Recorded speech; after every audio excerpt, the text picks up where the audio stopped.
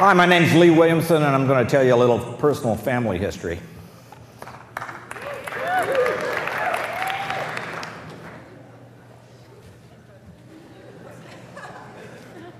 Alice Ivers was a contemporary of Wild Bill Hickok and Calamity Jane.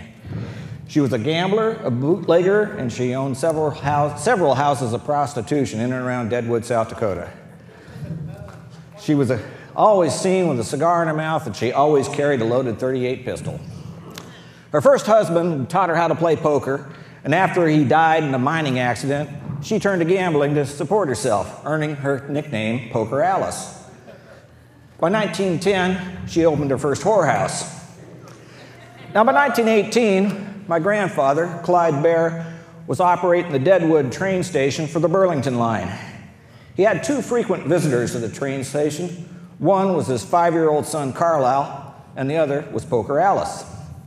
Carlisle would come to see the trains, and Poker Alice would drop by to swap stories and smoke cigars with my grandfather while waiting for shipments of liquor to come in. My grandmother wasn't too happy with this arrangement, but it was all business. Still, she was a respectable Victorian woman, and if she ever saw Alice or one of her girls approaching her on the street, she would cross to the other side. Now, prior to 1918, influenza was often referred to as the wonderful disease. That's because it hardly ever killed anybody, but it provided doctors with a lot of business. That all changed in the spring of that year when soldiers in an army camp in Kansas started coming down with the flu. They would quickly contract pneumonia. Their bodies would turn purplish blue from lack of oxygen.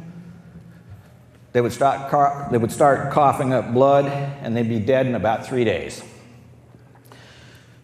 The disease was targeting people in the prime of life.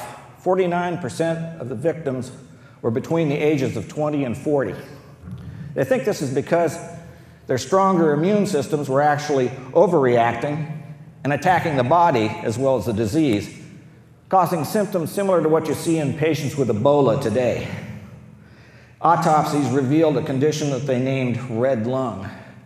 This was due to the hemorrhaging. If you had red lung, you had a 95% chance of death. The pandemic hit in 3 waves between the spring of 1918 and the spring of 1919. During that time, 670,000 people died in the United States of the flu. That's more than died during the 4 years of the Civil War. They'll never know how many people died in the world as a whole. Estimates range from between 20 and 100 million, and even that figure might be too low. They do know one thing for certain, though. More people died during that year than during the 100 years of the Black Death.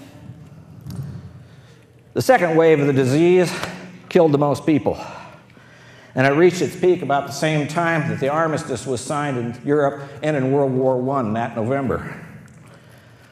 And at about that same time, the flu came to Deadwood. Somebody stepped off a train and coughed and passed the virus on to my grandfather. And soon, both he and my grandmother were completely incapacitated. In desperation, they turned to their 5-year-old son and asked him to go into town to get help. He found a dentist, and the dentist said, "Well, I can't help you, and all the doctors are pretty busy, but you better find somebody to take care of your parents' kid, or else they could die." So here's Carlisle Bear, 5 years old, wandering the streets of Deadwood, South Dakota, looking for help and crying his eyes out. And who should see him but Poker Alice? And Alice asked him, "Carlisle, what's the matter?" Carlisle says, "Mommy and Daddy got the Spanish flu, and I got to find somebody to help them, or else they could die." And Poker Alice says, "You come with me." And she takes him over to her place of business, and she has him wait outside. She goes in and gets one of her girls, and the 3 of them go over to my grandparents' house.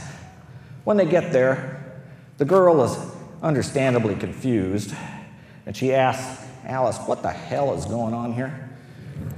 And Alice says, "There's 2 friends of mine in there, and they got the Spanish influenza, and you're going to nurse them back to health." And the girl goes, "No way am I going in there. People are dying of that shit."